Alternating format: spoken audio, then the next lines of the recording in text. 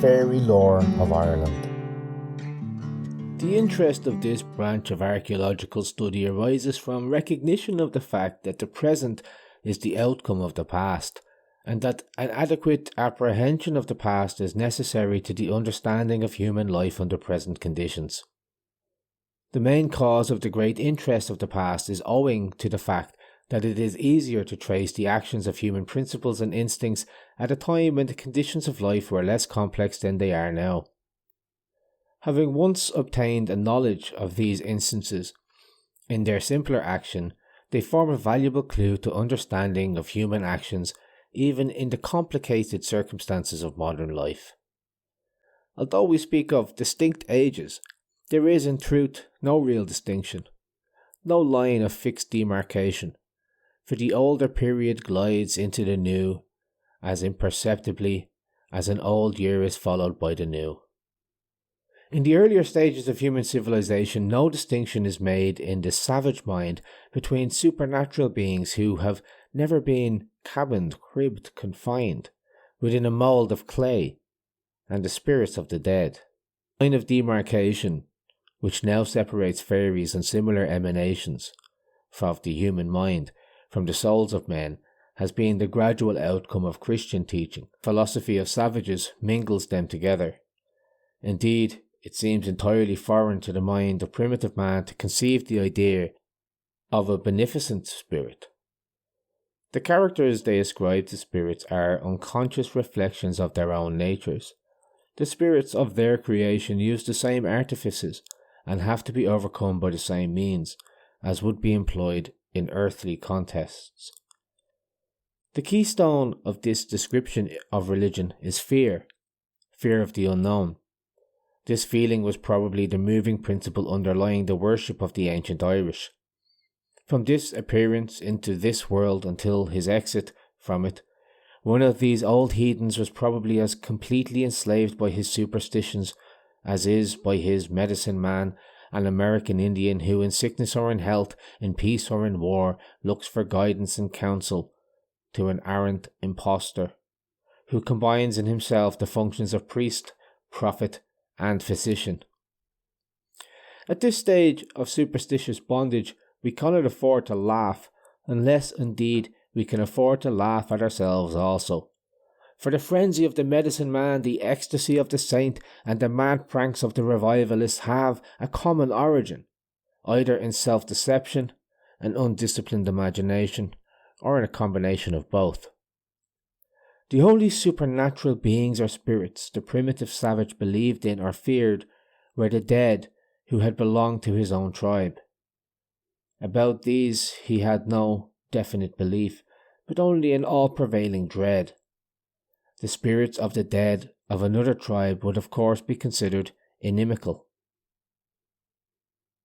So late as the 16th century, the buccaneers, when hiding their spoil, killed a slave or a Spaniard, that is, a stranger or an enemy, and buried the corpse over the hidden booty, believing that the ghost of the slain would haunt the spot and frighten away treasure seekers. They, quote, kill some slave or prisoner on the treasure grave and bid his discontented ghost stalk nightly on his lonely post, end quote. With the savage, there was no great distinction between good and bad spirits. These probably varied in proportion to the characters born by them when in the flesh. It is therefore a great advance when spirits are divided into two classes, the good and the malignant. A still greater advance is made when they further develop into beings of an altogether superhuman character who may be described as gods or demons. On the other hand, in modern times, the alleged apparitions of ghosts or spirits may be generally resolved into two categories: those produced by religious fraud or gross imposture, and those which are the product of the imagination and occasioned by anxiety of mind, overwork of the brain, or a disordered stomach. It has been remarked that fear of the living preserves the social framework. Fear of the unseen preserves the religious framework of society. The fear betrayed by a child when alone in the dark, and the fear with which an uneducated person passes through a churchyard by night, demonstrate the still continued sentiment which seems to have been the principal element of most primitive religions. In the present day, many who deny with their tongue the existence of spirits, yet confess by their fears their belief in their presence. The savage worships the being that, to his mind, conveys an idea of fear or dread, but the custom of worshipping that which contributes to his wants and necessities is also occasionally met amongst uncivilized, as also amongst semi-civilized races. In India, a woman adores the basket which carries necessaries and offers sacrifices to it, as well as to the rice mill and the other implements which mitigate household labour. A carpenter pays homage to his tools and offers sacrifice to them. A Brahmin does the same to style with which he is going to write. A soldier to the arms he is to use in the field. A mason to his trowel, and a ploughman to his plough. Professor O'Curry, in his lectures on the manuscript materials of ancient Irish history, gravely divides fairies into two distinct classes, that is, the bona fide fairies, or demons, and the magic race of the Dedanan, who, after being conquered by the Milesians, transformed themselves into fairies. In the north of Ireland, fairies appear to have been of larger stature and more uncouth than elsewhere. There, the fairy called Grogan is low of stature, hairy, with broad shoulders, and very strong. In Ulster also, the peasantry, on a day of mingled rain and sunshine, sometimes say, quote, "The good people are baking today," end quote, alluding to the unlimited supply of water for the purpose of moistening the flour and of the sun heat for the baking the fairy dough. The fairies are not as numerous as formerly. An Ulsterman asked why they were not seen nowadays, thought for a little while, and then replied, quote, "There's them that says the wee folk's gone to Scotland, but they're wrong. The country's full of them, only there's so much scripture spread abroad that they canna get making themselves visible." End quote. On the night of the 5th of January, the feast of St. Ciara, the fairies used to hold high revel throughout the length and breadth of Erin. Their last great assembly was in the year 1839, when violent disputes arose among prominent fairy leaders, and the night following a large portion of the fairy host quitted the Green Isle, never to return. The hurricane they raised in their flight was long referred to by the peasantry as the Night of the Big Wind. A correspondent living in the north of Ireland states that he obtained various accounts of appearances of the wee people from an old man who, in his youth, had direct experience himself. He was loath to enlarge on the subject to a person who would probably, he considered, make light of it, but he nevertheless adhered to his assertions that when he was a lad, he and his companions who were playing around the holy well one summer's evening were greatly terrified by the sudden appearance of a, quote, "company of wee people in scarlet," end quote, that he and his comrades ran away as fast as they could. It should be always borne in mind that, though the fairies are generally invisible in daylight, they are observant of all that takes place, especially of anything that seems to concern themselves. It is extremely inadvisable to mention them by name. For instance, Dame Glendinning, in Scott's novel The Monastery, when reciting the precautions she had to take against fairy influence, concluded thus, quote, "And I wish to know of your reverence if there be only thing mair that a lone woman can do in the matter of ghosts and fairies. Be here that I should have named their unlucky names twice o'er." End quote. A similar desire to propitiate beings of malignant nature, or a wish to avoid words of ill omen, characterizes people of very high civilization. The Mohammedan thinks that God's real name is known only to his prophets, Allah being merely his human title, just as the Jews held that Java had an uncommunicable name, and old Jewish legends recount how Solomon commencing only to utter it, made heaven and earth tremble. The Greeks denominated the Furies the benevolent. The Cape of Storms has been metamorphosed by the generally reputed prosaic Saxon into the Cape of Good Hope. Sir Walter Scott describes how the Highlanders called the gallows on which so many of their friends and relations lost their lives the kind gallows, and addressed it with uncovered head, the ceremony being evidently propitiatory character. The antithesis of this is shown even nowadays amongst sailors who are imbued with a superstitious feeling regarding the ill luck attendant on a ship which bears what is considered an auspicious or lucky name. In many localities, weasels, or more properly stoats, are greatly dreaded by the peasantry. They are supposed to steal milk from cows, to spit fire, and to be endowed with the power to injure both man and beast. Yet, here again the idea of propitiating malign influence is apparent, for on seeing a stoat, a countryman will raise his hat and address it in Irish as a pretty lady, for what man dreads but feels he is powerless to control, that he seeks to appease. The fairies are thought to partake of a mixed human and spirit nature. These curious creations of the fancy have been thus described, quote, that which is neither ill nor well, that which belongs neither to heaven or hell, a wreath of the mist, a bubble of the stream, twixt a waxing thought and a sleeping dream, a form that men spy with the half-shut eye, in the beam of the setting sun am I. End quote. The peasantry have apparently tried to reconcile heathen and Christian imagination and hold ill-defined beliefs that fairies are fallen spirits, driven from heaven and condemned to dwell on earth until the day of judgment. The legend runs that at the time of Satan's rebellion some angels remained true to their allegiance, others sided with Lucifer, whilst a third party remained neutral. At the termination of the struggle, those who sided with the Almighty remained in heaven.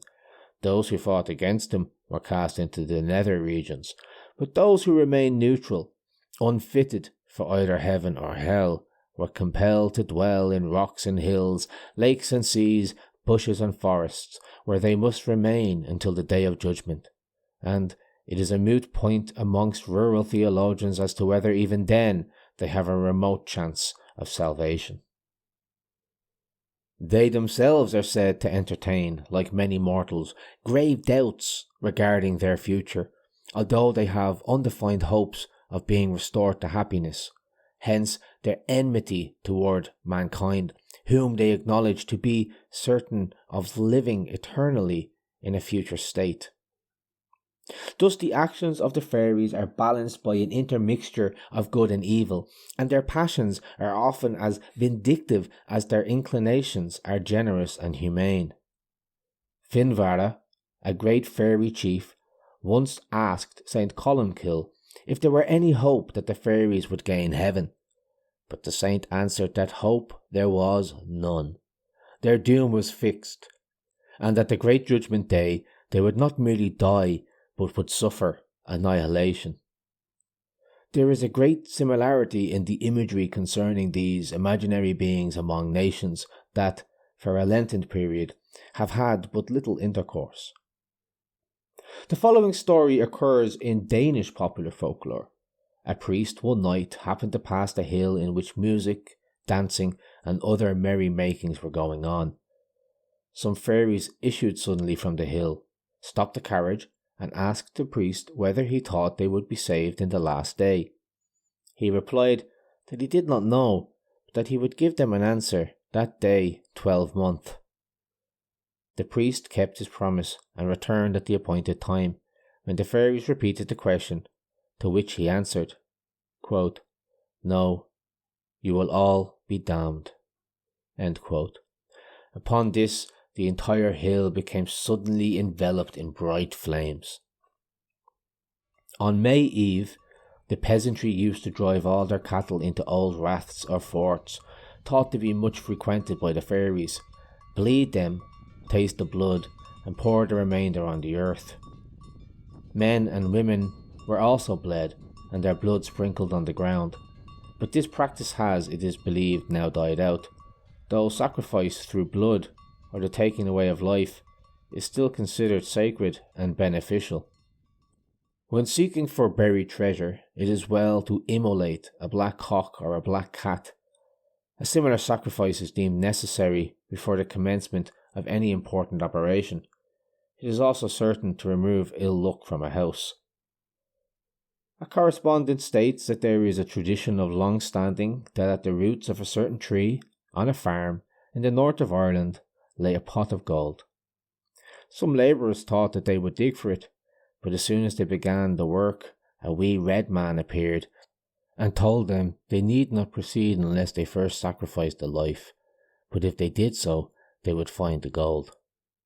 The fairy, however, did not say whether the life was to be that of a human being or that of one of the lower animals. The labourers thereupon sent for permission to kill a dog belonging to the gentleman owning the farm, but he refused and stopped the exploration. This episode is supposed to have happened around the year 1840 and is firmly believed to be true.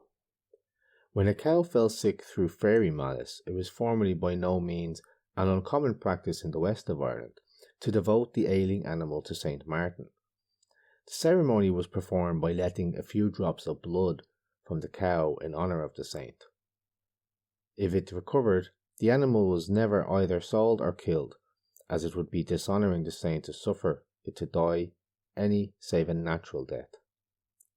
A libation of some of the thick new milk given by a cow after calving, if poured on the ground, more especially in the interior of a rath or fort, is supposed to appease the anger of the offended fairies. Before drinking, a peasant will in many cases spill a small portion of the draught on the earth as a complimentary libation to the good people. In the present day, the Italian peasant invariably throws the first drop or so of common country wine from the big bottle covered with straw, which he uses, ejaculating "per bacco." This is a relic of a libation to the rosy god, just as the Irish peasant, in purposefully spilling milk or other drink, quite unconsciously sacrifices to the ancient gods of the land. The same principle of a first oblation is carried out in a cure for heartburn. The sufferer, on consulting an herb doctor, is given an egg, with instructions to boil it. Chip the shell and throw the first spoonful on the ground and eat the remainder. This process must be gone through on 3 successive days when the charm is complete. If a child accidentally spills her mug of milk on the ground, the mother says, "That's for the fairies, leave it to them and welcome." The child should not be reproved, for that would bring ill luck to the household. In the Reverend George Turner's 19 Years in Polynesia, it is stated that, quote, "As in ancient Greece, so in Samoa, the first cup was in honour of the god. It was either poured on the ground or waved towards the heaven, reminding us again of the Mosaic ceremonies. The chiefs all drank a portion of the same cup according to rank." End quote. Some of the North American Indians, before commencing smoking, lift the mouthpiece of the pipe heavenward to allow the Great Spirit the first whiff of the fragrant weed. One should never throw slops out of a door or window without calling out, "Take care of the water," for the fairies might be passing and would resent the drenching and soiling of their gay caps and clothes. Lady Wilde recounts the following anecdote on this subject. Quote, "One dark winter's night, a woman suddenly threw out a pail of boiling water without thinking the warning words. Instantly, a cry was heard of a person in pain, but no one was seen. However, the next night, a black lamb entered the house, having the back all fresh scalded, and it lay down moaning by the hearth and died. Then they all knew this was the spirit that had been scalded by the woman, and they carried the dead lamb out reverently and buried it in the deep earth. Yet every night at the same hour it walked in again into the house and lay down and moaned and died. And after this happened many times, the priest was sent for, and finally, by the strength of his exorcism, the spirit of the dead was laid to rest and the black lamb appeared no more." End quote. Harvest time is remarkable for affording frequent glimpses of fairy cavalcades. On a stormy day, the eddies of dust raised by the wind along the roads are regarded by the peasantry as occasioned by a fairy cavalcade travelling from one rath to another. The same marks of respect are observed towards the invisible horsemen, as if the dust had been raised by a company of the most exalted persons, and some will throw tufts of grass, pieces of sticks, or even small pebbles into the centre of the dust eddy, not as an insult, but as an offering to appease the good people. The same superstition prevails in the East. The fairies often go out hunting.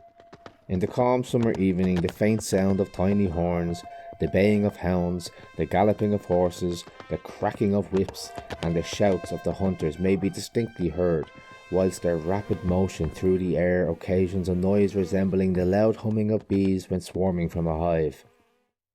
Travelling through the air upon rushes instead of upon borrowed horses is of common occurrence in fairy history, but a blade of grass, a straw, a fern root, or a cabbage stalk are all equally adapted for aerial steeds. These latter articles, that is, fern roots or cabbage stalks, must, however, be cut into a rude similitude of a real horse. Persons afflicted with, quote, falling sickness, end quote, are supposed to be merely suffering from fatigue attendant on the lengthened journeys which they are constrained to take, night after night, with the fairies and mounted on cabbage stumps.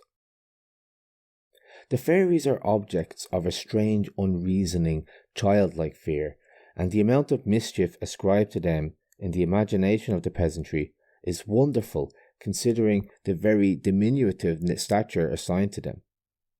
In the Dublin fragment of Tiernach's Annals, edited by Whitley Stokes, the death of Cormac, grandson of Conn, the 100 fighter, is gravely alleged to have occasioned by the malice of the fairies. Quote, "Fairies killed him after he was betrayed by Melchan, the wizard, because Cormac had revolted against the wizard and worshipped God in lieu of them." End quote. Like Puck, the fairies are said to, quote, "skim milk, sometimes labour in the quern, and bootless make the breathless housewife churn." End quote. This can be prevented and the butter be made to rise by nailing a horseshoe on the bottom of the churn. For an iron horseshoe, or indeed an iron article of any kind, is looked upon as a potent charm to keep away fairies. Another remedy is directly after sunset to bar every door and window in the house, light a great fire of turf on the hearth, and place 9 irons in the fire, whilst the following charm is recited in Irish. "Come, butter, come. Come, butter, come. Peter stands at the gate, waiting for a buttered cake. Come, butter, come." End quote. As the irons become heated, a great noise will be heard without, and a witch will try to force an entrance, beseeching the occupants of the house to take the irons off the fire, as they are burning her. Finding all attempts at entry useless, the witch, shrieking in agony, will return to her house and bring back all the butter. The irons may then be removed from the fire.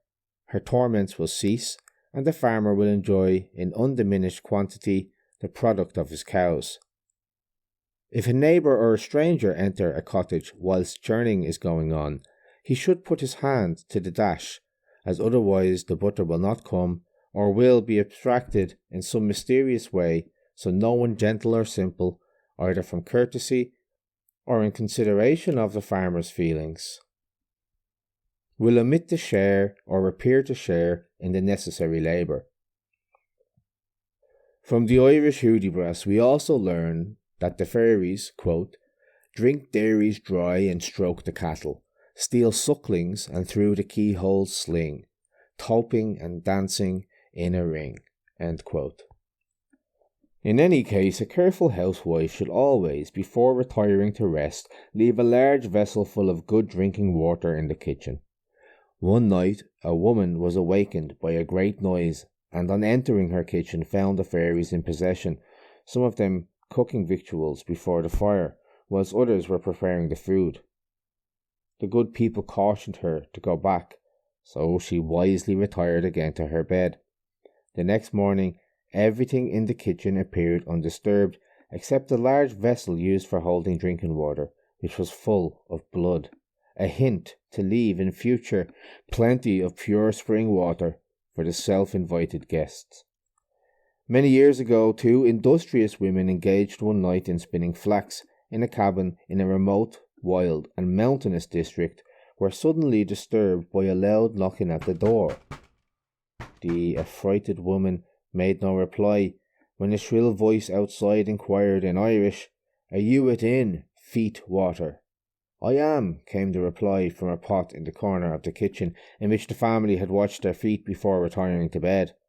A sound of splashing was heard in the water, and an eel-like form arose from the pot, and stretching forward, unbarred the door. Several women of small stature, of extraordinary appearance, and strangely attired, entered and began to use the spinning wheel. Under pretense of fetching turf for the fire, one of the inmates walked out of the open door, but immediately rushed back, exclaiming, "The mountain is on fire!" The unwelcome intruders at once ran out of the house shrieking and exclaiming, "My husband and my children are burnt!" On the success of the stratagem, the women of the house lost not a moment in resorting to the usual precautions against fairy influence. They made fast the door with the iron tongs, laid the broom against the door, threw a glowing ember from the hearth into the feet water, plucked a quill from the wing of a speckled hen, almost needless to explain that fowls always roost in the cabins, removed the band from the spinning wheel, placed the carded flax under a weight, and made up the fire. They were scarcely in bed when the mysterious visitors were heard outside calling in Irish as before, "Let me in, feet water." But now the response from the pot was, "No, I cannot, for there is a spark in me." The fairy women then addressed their applications to all the other objects in turn. "Let me in, tongs. Let me in, broom. Let me in, speckled hen. Let me in, wheelband. Let me in, carded flax."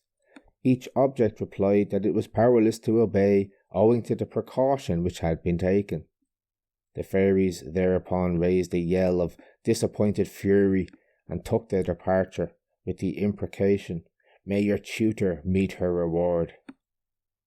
Here again in this story, iron is employed as a charm against fairy influence and fairy assaults, but the strange legend also may be instant as a descriptive of the custom of throwing a piece of burning peat into any vessel into which feet have been washed, and to this day the fizzing of an ember in a pot of water is music in the ears of an old crone, from the assurance that the house is thus impregnable to the assaults of the good people. Mr. C.J. Hamilton, in The Spectator, 9th of April, 1897, recounts a modified version of the same story as occurring in Connemara. Quote, "The mountain overlooking the beautiful bay of Killary is called Muilree, the Bald King, and it, too, is supposed to be sacred to the fairies, and a fairy spinning wheel is somewhere concealed there.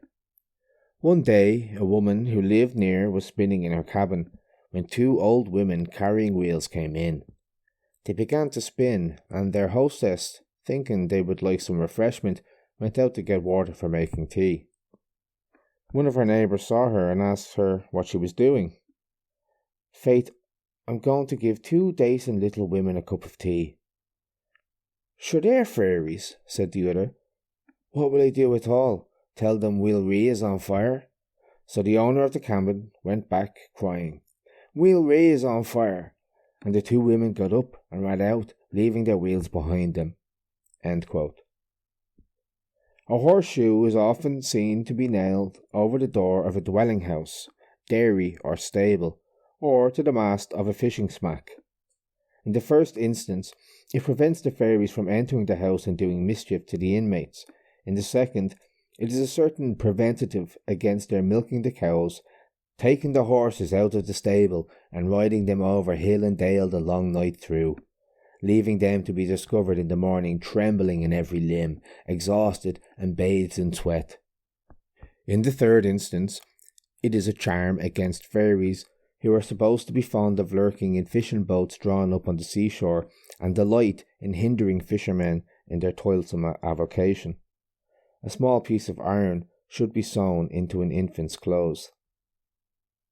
The fairies are reputed to have been conquered by a race using iron weapons, so they dread that metal or steel. When the friends of a person who has been carried off by the good people venture into their underground retreat to bring back the captive, the upper air, they arm themselves with a missal or a prayer book and an iron knife. This latter, laid on the threshold of the entrance into the rath, prevents the fairies from pursuing the rescue party when they have found the prisoner and are in the act of carrying him off. Another practice adopted by persons who wish to recover a spellbound friend from a state of durance is to stand on All Hallows Eve at a crossroads, or at such a spot as may be pointed out by a wise woman or a fairy doctor.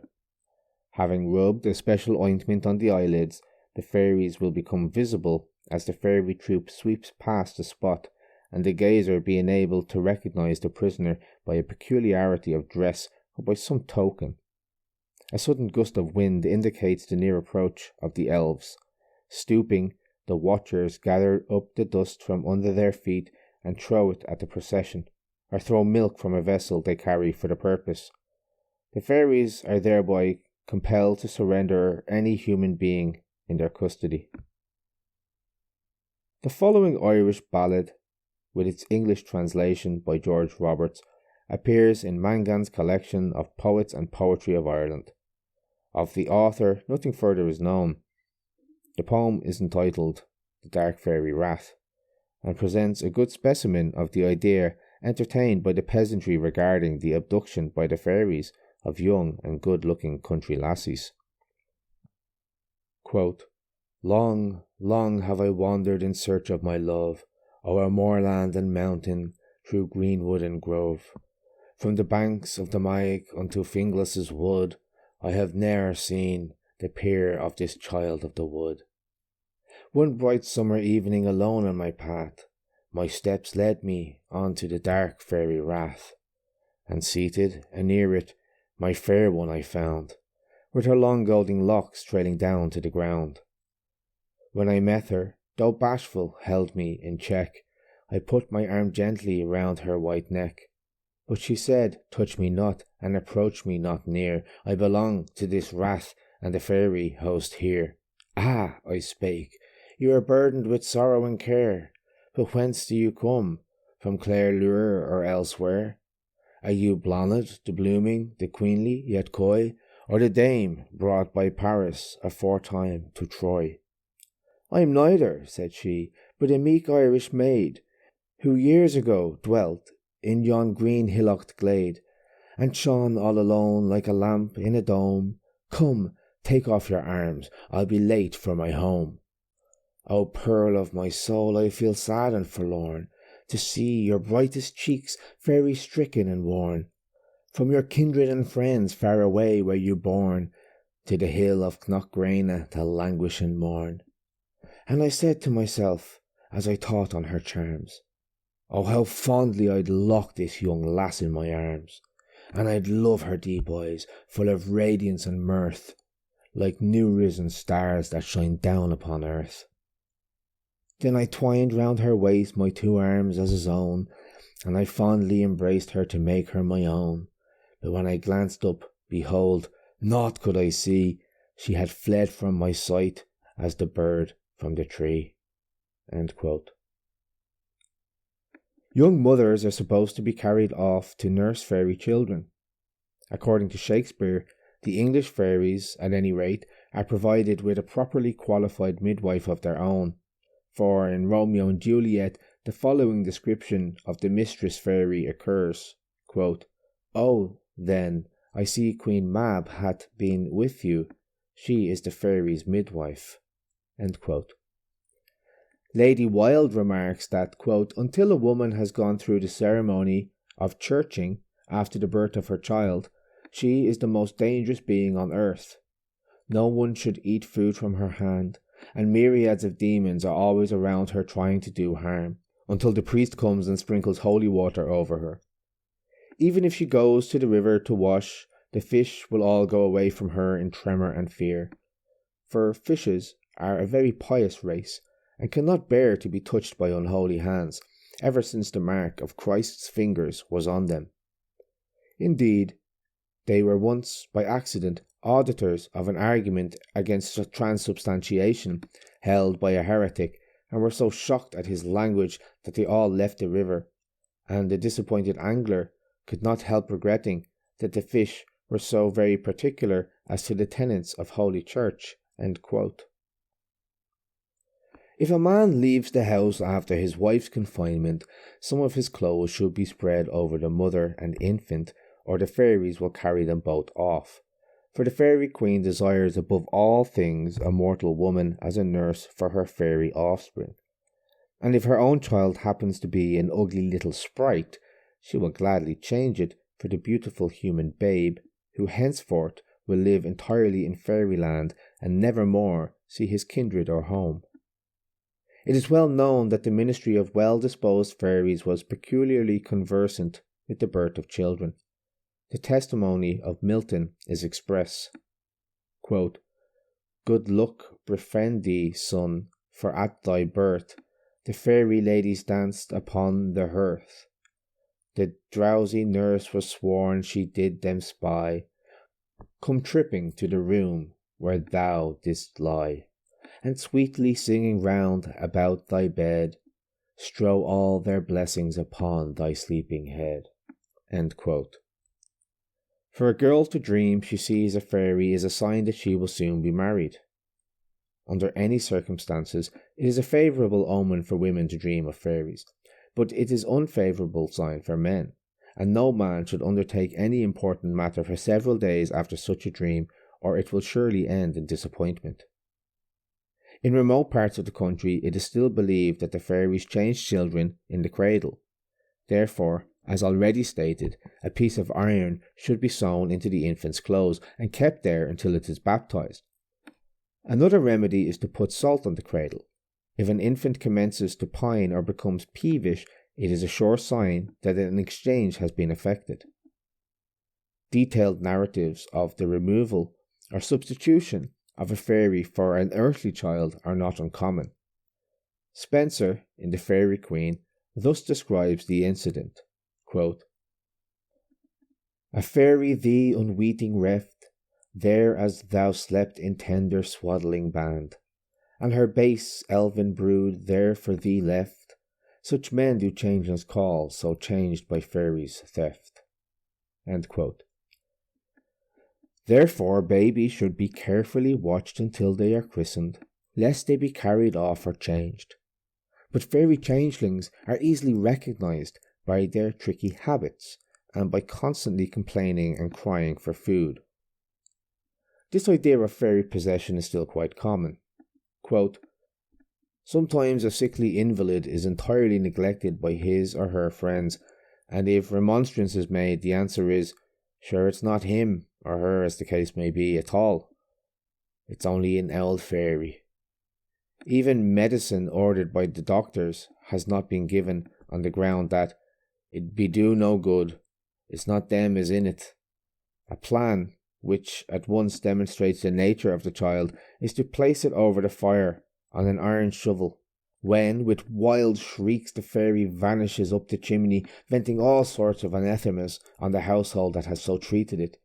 But while waiting for the solution of the enigma, the unfortunate child is often so dreadfully burned that it dies in great agony, its cries being heard with callous indifference by its parents, who imagine that it is the fairy child, not their own offspring, that is tortured. Crofton Croker quotes Robin Goodfellow's song, in which the proceedings of a fairy troop are thus described. "When larkskins sing, away we fling, and babes newborn steal as we go. An elf in bed we leave instead, and when thus laughing, ho, ho, ho." The fairy changeling often produces a set of tiny bagpipes, sits up in the cradle and plays jigs, reels, and lively dance music. The inmates of the cottage are forced, greatly against their inclination, to commence dancing, and this enforced amusement continues until they sink from exhaustion. When the infant is thus known to be undoubtedly a changeling, it is removed on an iron shovel from the cabin and placed on the centre of the dunghill, whilst rhymes are recited by the fairy doctor directing the operation, together with some verses in Irish, of which the following, according to the Reverend John O'Hanlon, is a correct translation. Fairy men and women all, list, it is your baby's call, for on the dunghill's top he lies, beneath the wide, inclement skies.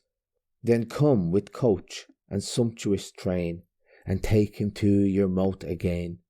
For if you stay till cocks shall crow, you'll find him like a thing of snow, a pallid lump, a child of scorn, a monstrous brat of fairies born. But ere you bear the boy away, restore the child you took instead, when like a thief the other day, you robbed my infant's cradle bed. Then give me back my only son, and I'll forgive the harm you've done.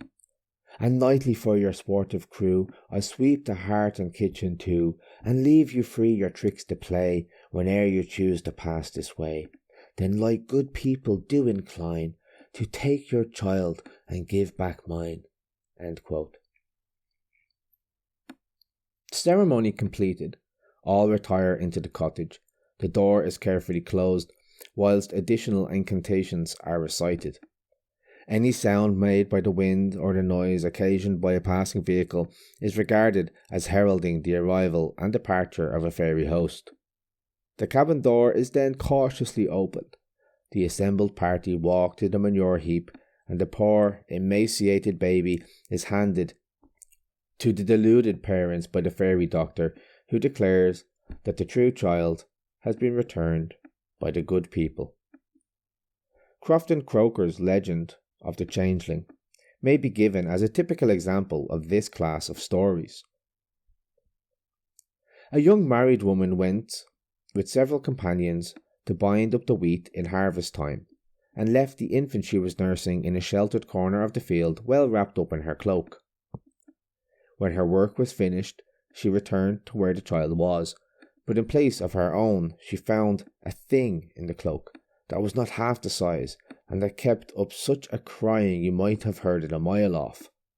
So Mary Scannell guessed how the case stood, and without stop or stay, away she took it in her arms, pretending to be mighty fond of it all the while, to a wise woman. The wise woman told her in a whisper not to give it enough to eat, and to beat and pinch it without mercy, which Mary Scannell did, and just in 1 week after to the day, when she awoke in the morning, she found her own child lying by her bed. The fairy that had been put in its place did not like the usage it had got from Mary Scannell, who understood how to treat it, like a sensible woman as she was, and away it went after a week's trial and sent her own child back to her. End quote. If a child accidentally falls, it should at once be given 3 small pinches of salt, for the fairies, in trying to carry it off, caused it to stumble, and salt is a well-known antidote against fairy influence. For this reason, an infant after birth is frequently given salt. Salt in itself is considered very lucky. Though be the last in the house, no person ever refuses it to a neighbour, for although it is unlucky to give away the last of anything, it would entail even worse luck to refuse the gift of salt. If an infant is born with teeth, these must be at once drawn by the nearest blacksmith, the representative of the ancient card. When an older child loses his first teeth, care is taken to make him throw them in the fire, or else evil will befall him. For nothing belonging to the body should be parted with, lest it fall into the hands of the fairies or ill-wishers. The fairies are supposed to issue by moonlight from their underground dwellings and disport themselves on the green sward of the rats. Quote, "But woe betide the wandering wight that treads its circle in the night." End quote. These elven sports continue during the summer and autumn nights, but the first crow of the cock or the first glow of the morning is a signal for instant retreat to their underground dwellings. They are so tiny and light-footed, and touch the green blades of grass so delicately that they never shake off the dewdrops, even during their wildest gyrations. Quote, "On tops of dewy grass, so nimbly do we pass, the young and tender stalk ne'er bends when we do walk, yet in the morning may be seen where we the night before have been." End quote. They are generally clad in green or white silver spangled clothes with high peaked and wide brimmed scarlet caps. On clear moonlit nights, they are often seen dancing on and around the large umbrella shaped mushrooms growing on old forts to the accompaniment of fairy bagpipes. If espied by earthly beings, they endeavour to entice them to visit their subterranean abodes. Such visitors have need of the practice of the greatest asceticism and extricate themselves from fairydom. Quote, "The fairies are dancing by brake and by bower, for this is their land in the merriest hour. Their steps are soft and their robes are light, and they trip it at ease in the clear moonlight. Their queen is in youth and beauty there, and the daughters of earth are not half so fair. She will take thee to ramble by grove and by glen, and the friend of thy youth shall not know thee again." End quote. Whether above or below ground, one should never partake of fairy fare. Mr. C.J. Hamilton states that on the road from Clifton to Letterfrack, quote, "is a hill called Crookcura, where the fairies are supposed to live. Some years ago, 2 boys were drowned near Crump Island, and shortly afterwards a man was coming back from a fair, and as he passed Crookcura he saw a house. He thought, I've never seen a house there afore anyway. I'll ask to sit down and get an air for the fire. He went in and he saw an old woman, and sitting by the fire were the 2 boys that were drowned. The woman asked him to have a cup of tea, and while she went out to fill the kettles, one of the boys gave him a hint to be off. For, says he, if you ate or drink a bit or sup in this house, you'll never get out of it again. So he went away, and the next time he passed that way, there was not a sign of a house." End quote. If you place your ear to the ground when the fairies withdraw, you can hear them moving about in the subterranean chambers. You can also recognise the clink of money and the noise of the locking and the unlocking of their great treasure chests. In some raths, the fairies are of an extra jovial disposition. An artificial mound in the county Sligo, frequented by these beings, is styled in Irish the Fairy Mound of Laughter, and there are several places in the south of Ireland called by the pseudo-scriptural name of Mount Sion, but Mount is only a translation of the Irish name for a hill, and Sion an adaptation of Shion, the Irish for a fairy fort. There was a strange notion held by the peasantry that 2 straws put across the path used by the fairies caused them to stumble. Quote, "Then raising their voices beyond all believing, they sent forth 3 wild shrieks of uttermost grieving. For Hugh was their neighbour, and he would not vex 'em by the crossing of straws, or such tricks to perplex 'em." End quote. The picturesque and beautiful appearance of the wee folk, their splendid halls and magnificent feasts are, it is alleged, mere illusions. If you procure a box of fairy ointment and rub it on the eyelids, you instantly see everything as it really is. The finely dressed little people are wizened and deformed imps. The splendid halls are damp earth-floored caverns. Their sumptuous feasts are meagre supply of squalid food, and their treasure chests are filled not with gold, but with mere heaps of withered leaves and other rubbish. Well-known pipers or fiddlers are also transported to underground dwellings where, if they eat and drink of the good things offered to them, they are never allowed to return to their earthly homes. The chirring notes of the bagpipes and the more melodious sounds of the fiddle are often to be heard in the stillness of night, issuing from the innermost recesses of raths, the invisible denizens of these retreats footing it in the dance to the cadence of these lively and unearthly strains. A gentleman, on entering a cabin in a remote district, observed a young girl crouched before the fire chanting a melancholy-sounding song. On inquiry, he learned that the sufferer had overheard fairy music, that she had lost her memory, took no interest in what was going on around, and heard continually the soft and plaintive music of the wee folk. The fairies often reward good earthly musicians in the manner they think will be most acceptable. Crofton Croker recounts how a poor little hunchback sitting one night at the foot of a rath heard the sound of many voices singing within the fort. The words of the song were Da Luan Da Mort, Da Luan Da Mort, Da Luan Da Mort.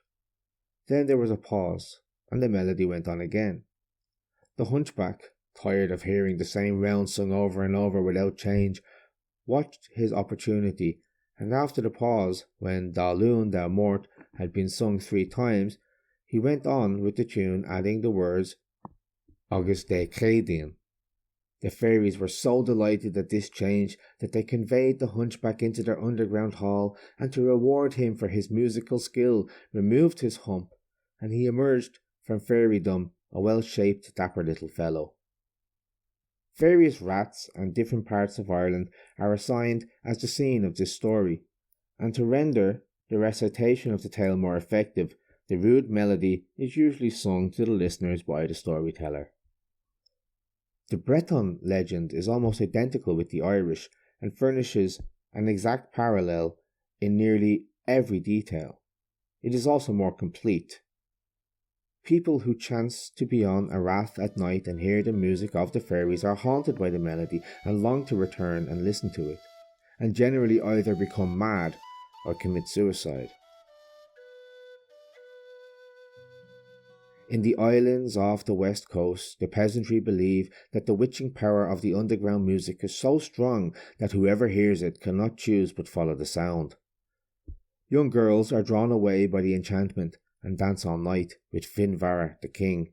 Quote, though in the morning they are found fast asleep in bed, yet with a memory of all they had heard and seen, and some say that, while with the fairies, the young women learn strange secrets of love potions, by which they can work spells and dangerous charms over those whose love they desire, or upon any who has offended and spoken ill of them.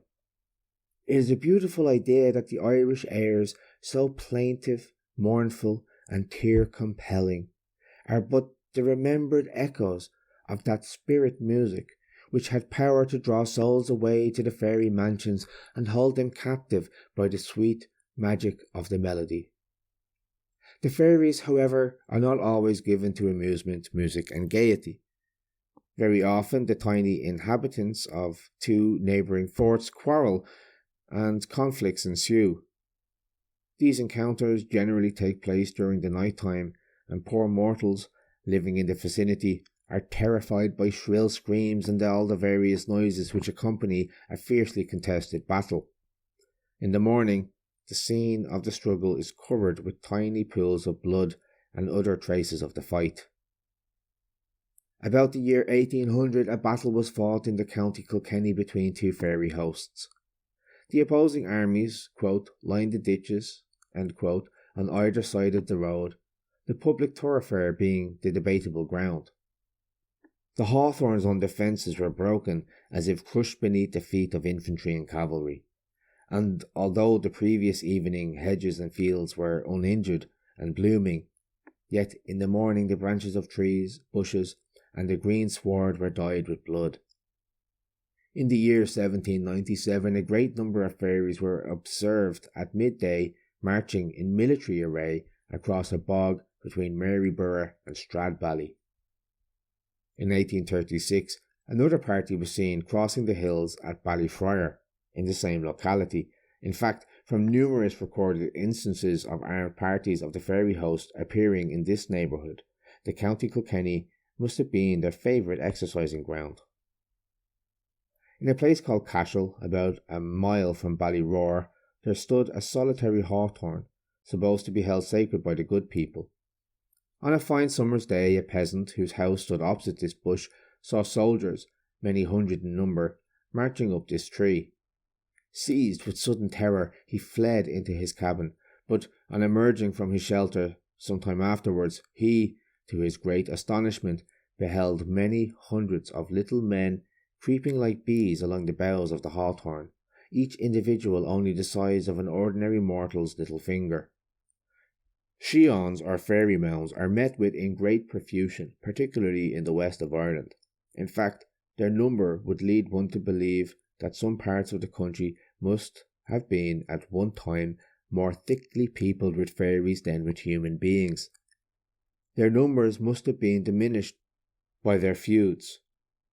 Quite recently, a patriarchal peasant informed a gentleman that he had seen a number of fairies around him, and this was at once corroborated by his companions, who stated that they had observed a field covered with them, whilst others engaged in quarrying left off work, as the place was so full of the good people as to be hot.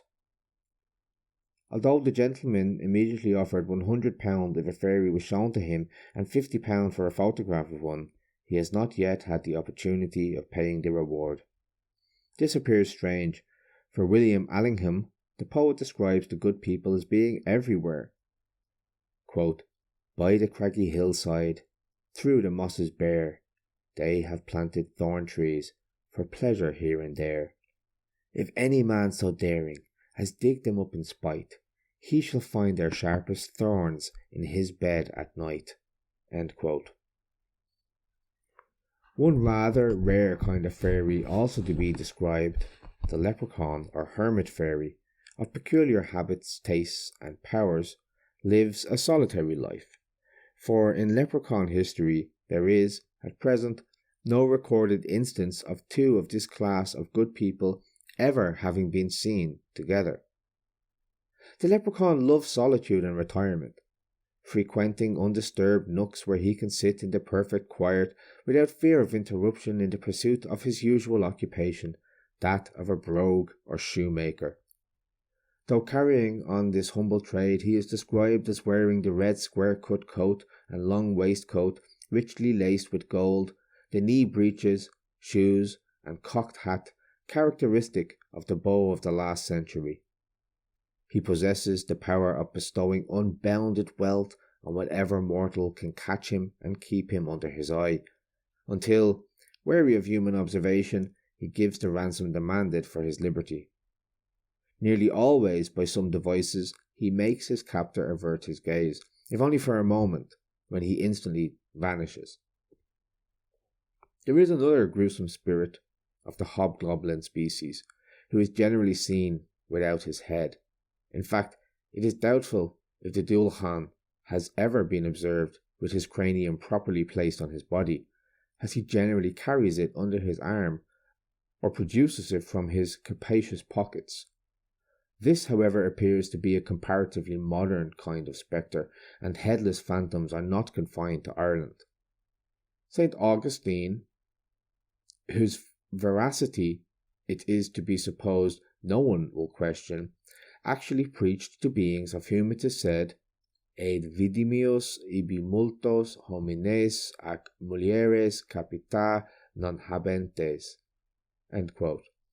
Other legends of saints demonstrate that many of them can dispense with a cranium, as Saint Denis, who walked from Paris to the place which now bears his name without his head. This remarkable performance is quite eclipsed by that of the patron saint of the Spanish church of Saragossa, who strolled along for 3 miles carrying his head in his hand and talking all the time.